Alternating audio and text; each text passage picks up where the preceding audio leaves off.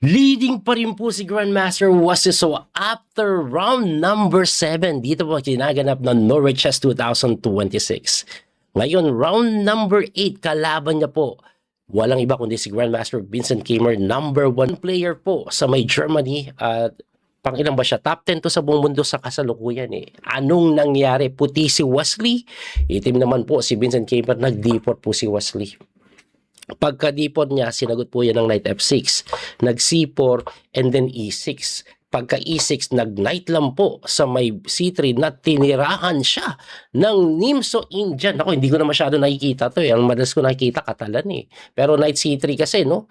Nag-bishop to b4 na sinagot ni Wesley ng isa sa pinaka-common o mainline, queen to c2. Ayan. So, ang ginagawa po niya, dinidepensahan yung knight. Ayaw niya masira yung pawn structure. Kasi usually kumakain sa C3 yan eh. So, ang ginagawa niya, nagka-castling tapos Wesley so, aba, nag-E4, agresibo sa gitna, no? Yung iba kasi nag-E3 lang po, kunat lang. Pero E4, na sinagot ng D5, ay nako, popular na popular po ito. Maraming beses na itong nalaro ni Wesley so. Even ni Magnus. Marami, sila Hikaru, nakalaban niya si Hikaru dito, even si Ling Liren, madalas po ito'y nauuwi sa tabla. Popular ito eh, mag-E5 yan. Pagka E5, knight to E4. Tapos bishop D3. Pagka bishop D3, magsi-C5. Linyang-linya. Pagka C5, magna-knight lang po sa may F3, depensa sa pawn, na kung saan kinakapture yan. At pagka takes, capture, and then knight to D7. Hinahataw po yung pawn dito, at lahat po yan ay linya. Ang tinitira po dyan, bishop F4, depensa, and then after bishop F4, ang tira dito na common, queen to H4. Yan ang common. Na kung saan, madalas po na uuwi sa tabla. Nalaro na po ito ni Wasiso kay Fabiano Caruana, kay Yan Nepomniachtchi, na uwi sa tabla. Nalaro na din po ito ni Wesley as Black, na uwi sa tabla. At marami pong beses tinitira ito ni Fabi pala. Hans Moknima nalaro na din. Linya po pala talaga ito. Even Vincent Keymer, nalaro niya po ito noong 2024. Ngayon, sigurado ako pinaghandaan ni Vincent Keymer si Wesley. Kasi tingnan nyo po si Vincent Keymer, 1 hour and 57. Samantalang si Wesley, 1 hour and 47. Anong ibig sabihin nun? Medyo may kabilisan po si Keymer at si Wesley nangangapa. Pagka bishop to F4, nag-knight to C5, tagal pinag-isipan ni Keymer. Ibig sabihin, ayaw niya po yung queen H4 na popular na nauwi sa tabla.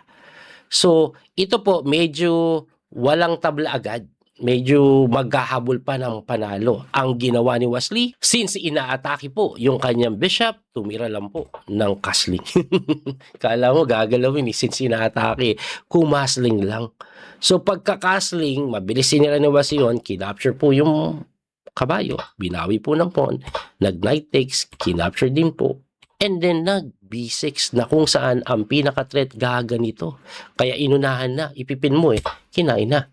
Pagka takes, binawi ng reyna, and then nag-rook lang po sa may D1 na sinagot ng bishop to D7. Yan, medyo nawirduhan po ako dito eh. Kasi nag-rook to D1, bakit sa D7 pumunta? Bakit hindi po dito pumunta?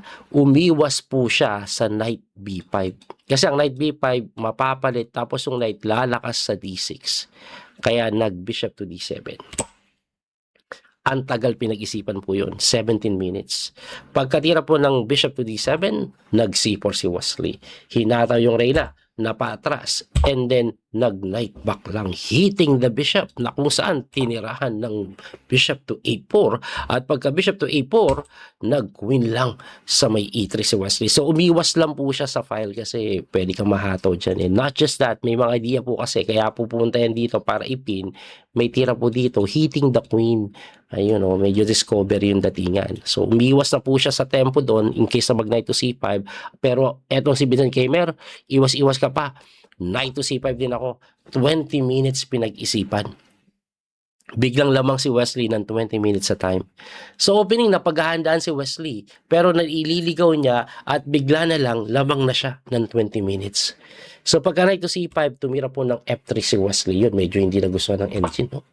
Ang gusto ng engine, rook to D6 immediately. Pero naintindihan ko yung F3 ni Wesley. Kasi ayaw niyang mag-rook to D6 dahil may knight to E5 or E4, hitting the rook. Ngayon, pag bumalik ka, tabla. Kaya siguro nag-F3 muna. Pagka F3, nag-Queen C7. At pagka Queen to C7, nag-atras lang ng bishop si Wesley. Oh. Pwede kasi siya dito lumipat para magamit naman. Kesa dumidepensa lang dyan. No? Walang masyadong dating. Anyway, nag-rook F to D8, na sinagot ang rook takes, capture, and then kinapture na. Pinalit na ni Wesley na kung saan binawi, kinapture takes, and then ayun, hinataw yung pawn sa C5. At alam nyo na kung saan to papunta. Opposite bishop. Mauuwi ito sa tabla. Ayan na nga po ang nangyari. Nagkapalit. At nauwi po yan sa tabla. At dahil natabla yung laban, mangyayari, mapupunta sila sa Armageddon. At ginagawa ko po yung video na ito, live pa sila naglalaro. Ayun o. Tingnan nyo po, naglalaro pa yung ibang player. Naglalaro pa. Si Wesley pa lang yung natapos, natabla siya na maaga. Kaya yung Armageddon, mapapanood natin ng live. Panoorin po natin yung Armageddon. Enjoy. So, eto po yung Armageddon nila Wesley. Dahil natabla nga po yung standard event, iba ko lang po, no? Kasi kanina pa nagsimula, gising pa ako eh.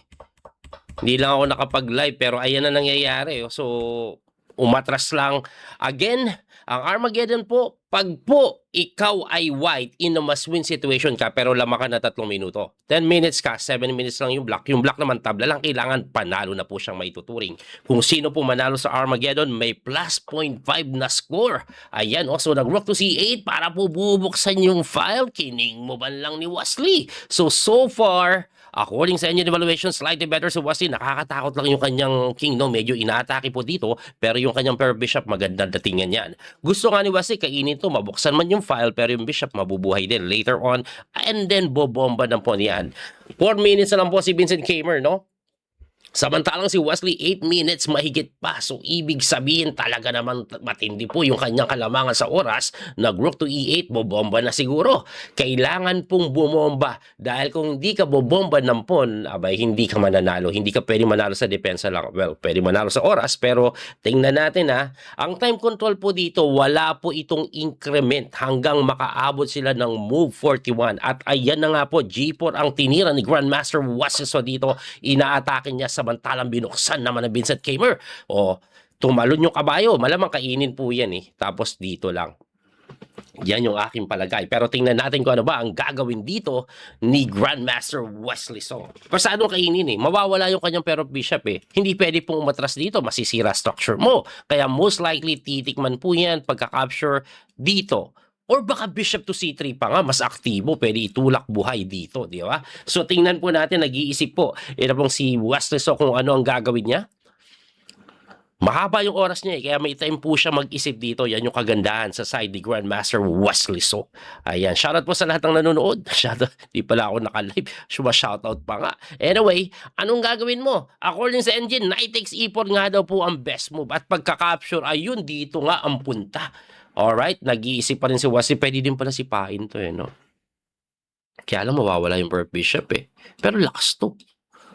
Pinag-iisipan ni Wesley what to do.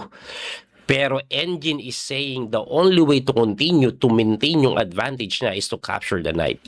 Tapos bishop to c3.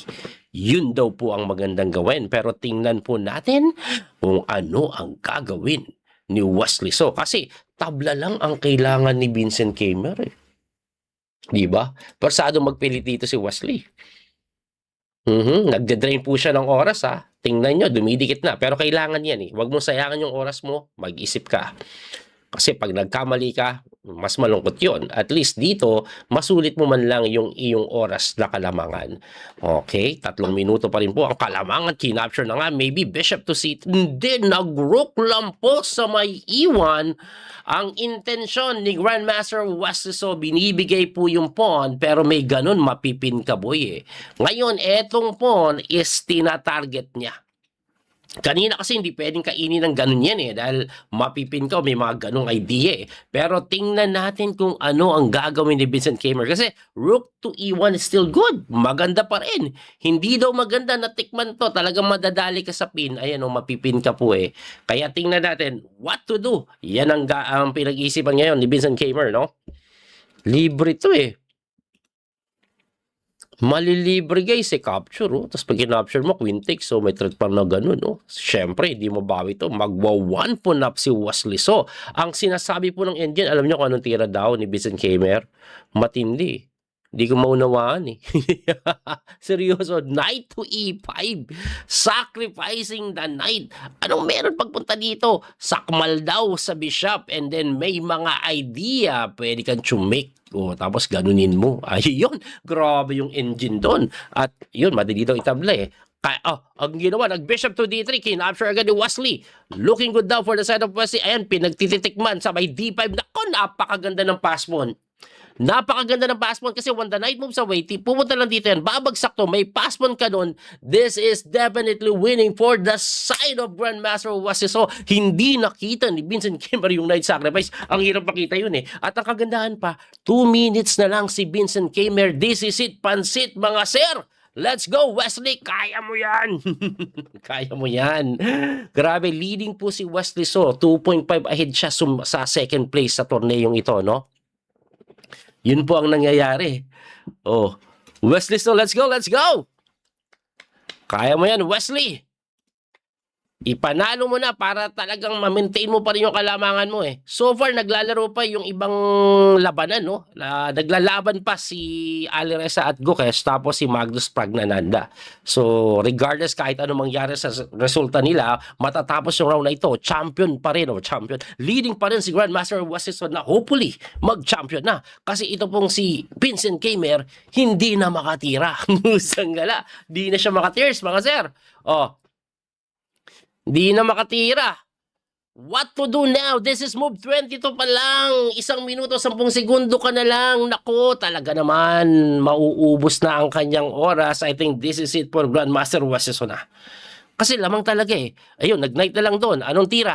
Inahataw to. Aba, kailangan pala depensahan yan, sir. What to do? What to do? Wow, hindi pa ganun kadali ah. Oh, queen to d4 lang, depensa. Ha, ang tanong, ano mangyayari pag ginanon? What to do? What to do? D6 tulak. No? Tas ganun, tas may depensa. Oh, pwede. Pwede. Pwede. Ayan, pasado na D6 yan. Pasado na D6. Alam nyo, isa pang tira, pwede din daw dito eh. At napakaganda pala ng rook to e1. Yun ang number 1 engine mo. Pero pinili ni Wesley to na may threat ng mati doon na hindi pa kagandahan dahil medyo mai-equalize daw yan. Naku, bakit kaya? 44 seconds na lang. Ito pong si Vincent Keimer. Makita kaya ni Wesley mga tamang tira dito, medyo mali daw yun eh. Mali daw ang ginawa na yun ni Wesley. Pero 44 seconds, 24 moves, paano mo maisusurvive yan? Nakakatakot po yung position. Siguro magdi-D6 na lang yan eh. Ang problema po kasi ng D6, may knight to C8 eh. Oh, tapos yung mga ganitong depensa, may A4 eh. Kaya medyo mahirap. Medyo ma-equalize. So mali pala to, napabilis si Wesley So. Pero tingnan natin kung anong mangyayari. Nag-iisip siya ngayon, babagsak yung pawn niya. Sayang naman yung kalamangan niya kanina. So D6 na nga, ayun, may knight to C8, sabay ng gulo.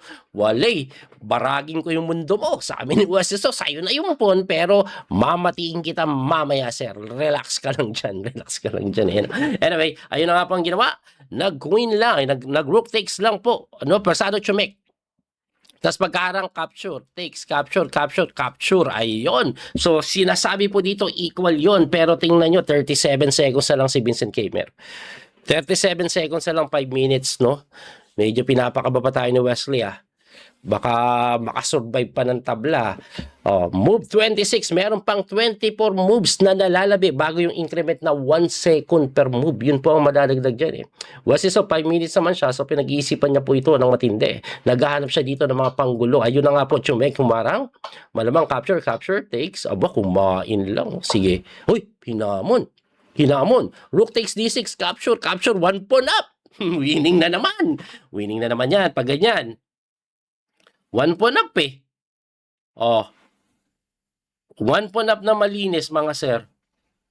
Pinag-isipan ni Wesley. At ayun na nga po, 1 pawn up. King to C2, lapit-lapit lang, sir. Kailangan lang ng konting lapit niyan. Nasa iyo ang initiative. Nasa iyo naman, na kay Wesley ang initiative. Na kay Vincent Kimmer ang asartiative, no? Corny, inis ang asar. Anyway, anong gagawin mo, Wesley? King mo ban mo na. Wala namang iba pa. Yun, kining mo ban na nga, kiking mo ban din, of course, king mo ban, kining mo ban, king mo ban, kining mo ban lang. Pag umatras ka dun, kiking mo ban ka dito, kaya hindi siya makaatras, basta-basta, mga sir, 25 seconds lang, move 33, aba, lalapit na yung increment na hinahanap, pero this is definitely better for the side of Wesley, given na 1 pawn na po siya dito. Okay, ayun, umatras na. Anong tira? Matindi, F7 lang. Lupit. F7 lang. Tapos ganito lang. Pusang gala. Kita mo pa yun? Hindi, F7 pala. Tapos King C4. Ayun. Lupit to. Tapos gaganon ko. Para lumayo lang. Pwede din King C4 Kasi pag kinapture mo naman yan, sir, ang bilis ng lapit dito. Pero ang engine kasi F7 ang gusto Pero ititira ni Wesley, Bishop to D4. Aba naman talaga, sir. Subukan mong tikman yung pawn nang makits mo ang hinahanap mo. Kinulong yung kabayo Hindi po makapture Gaganon Ngayon, magtutulak na yan. Magtutulak. 17 seconds on the clock na lang si Vincent Kimmer. 17 seconds na lang. Move 35. So in 17 seconds, kailangan makalimang tira itong si Vincent Kimmer. Kining mo ban? Naku, mali pa daw yun tumama pa yung tira Tabla pag kinapture. Dapat to binipor Tabla? Tabla to? Tabla?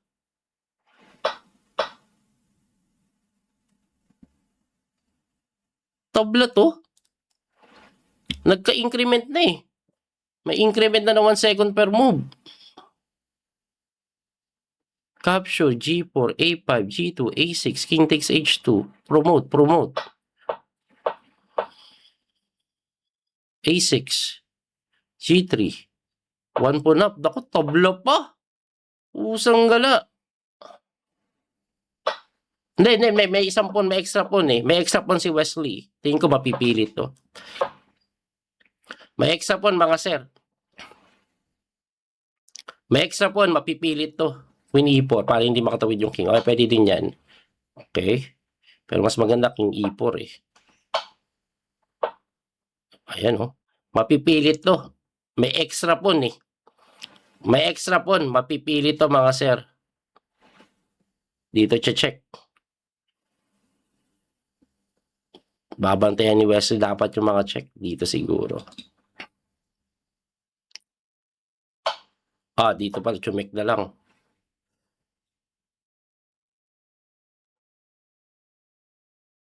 Queen to F1. Ayan. Maganda to para mapababa. Mapasadong bumaba. Kasi hindi siya makaangat dahil may check dito. Dito may check. Ayan. Iilalim yun. Okay, umiilalim. Medyo masusurvive pa, Medyo may waga din talaga ang chess Ayan. Hinamon na. Dapat hindi makatawid. Ayun, panalo na daw. Queen to D5. Lalayo yung king tapos tulak. Di ba magbo-blunder yan? 4 seconds ka na lang, sir Pag nakita mo pa yung lahat ng tamang tira, ewan ko na lang. Winning pa rin yan. Basta yung king di na makalapit, tas tuloy-tuloy yan tulak. Okay. Angat yung king. Of course, doon tayo sa walang check. Dito. Humarang na lang para tuloy-tuloy na. Well, walang oras B7 muna. Walang oras, mga sir Pag wala kasing oras, wala kang time. Gustong gala. Naubusan sa oras. Nag-resign na lang. Naubusan oras na nag-resign. Anyway, panalo pa rin. Yun! Pusang gala. Medyo kinabahan pa ako. Matablaan. Buti na time pressure. Ayos. Saan ba nagkamali si Wesley? Balikan lang natin yung konting pagkakamali niya, So, saan ba nagkamali? Sa endgame part, na kung saan 1 pawn up. Ayan, dito yung tingnan natin. Ayun, A4. Ayan, Ang tamang tira daw is F7. Matindi F7. Pero yung tinira ni Wesley, okay din eh. Pero pagkatulak na ganyan, kailangan mo daw mag B4. Anong diferensya? Mas malapit yung mga pawn. Mas malapit. Tapos ito, mas malayo. Kasi nagsayang pa siya ng isang tira sa king move. 'Di ba? Dito ka na dapat pumunta. 'Di ba? Ayan. Kung uulitin natin yung pangyayari na ginawa, ang layo po eh. Ayan ilang tira yan ilang tira po ang nagawa. Pwede nga daw B5 eh. Pag lumapit ka dito, A5, capture tulak tulak, tulak, promote, tulak, hanggang tulak ka na lang dyan, pero may check, di ba? Yun ang mabilis. Pero blitz kasi ang importante, panalo. Anyway, Wesley So plus 1.5 sa kanyang puntos. Ito po ang standing ngayon ni Grandmaster Wesley So. Tingnan niyo po. 14 points siya. Ngayon, pangalawa si Vincent Kmer kasi naglalaro pa si Ali Reza, si Magnus, si Pragnananda, and Gukesh. At tingnan po natin yung mga laro sa kasalukuyan. Ayan, di pa tapos eh. Ginawan ko lang na video agad kasi bukas na umaga, maaga kami lalarga. May laro pa yung anak ko, si Jade, sa tournament ay ihatid ko. Ito po yung kay Ali Reza at kay Gukesh. Medyo may pagka-drawish. Ito naman kay Magnus at Pragnananda, medyo may pagka-drawish din. So, tingnan po natin kung anong mangyayari dyan. Abangan na lang po natin kung anong resulta nila. Pero definitely, kahit magpapanalo pa sila, leading pa rin si Wesley. Kasi 14 points na si Wesley. Tapos ang sumusunod sa kanya, 10 points. Kahit manalo si Alireza, 13 lang yan eh. Ang pinakamagandang mangyari po, magkatablahan lahat. Goods kay Wesley So yun. With 2 rounds remaining, abangan natin ang mga susunod na kabanata. Muli ito po yung Coach PD Master Daniel Causo. Marami pong salamat sa inyong suporta. Don't forget to like and share. At yung ating pong Biyaheron Chess Coach app, nasa Google Play Store na. I-download nyo po, search nyo lang po, Biyaheron Chess Coach, lalabas na po yun. At sa Apple po, hintayin nyo. Talagang nag-overhaul kami kasi laging may problema ang Apple, ayaw tanggapin yung app namin. So, this coming Saturday, magsasubmit po ulit kami, magde-deploy kami na panibago na inayos na talaga namin ng husto. Hopefully, gumana na yon. And hoping na this week o in 1 week, ma-approve po yung ating app sa iOS, sa Apple, para makapag-download na yung mga gumagamit ng iPhone dyan. Alright, so muli ito po yung Coach Pinamaster Daniel Causo. Salamat po ulit sa inyong support. Hanggang sa muli pagkikita, don't forget to like and share, follow and subscribe. God bless po mga kabiyahe. Bye-bye you. Thank you sa support. That little mouse, 'cause I'm an albatross.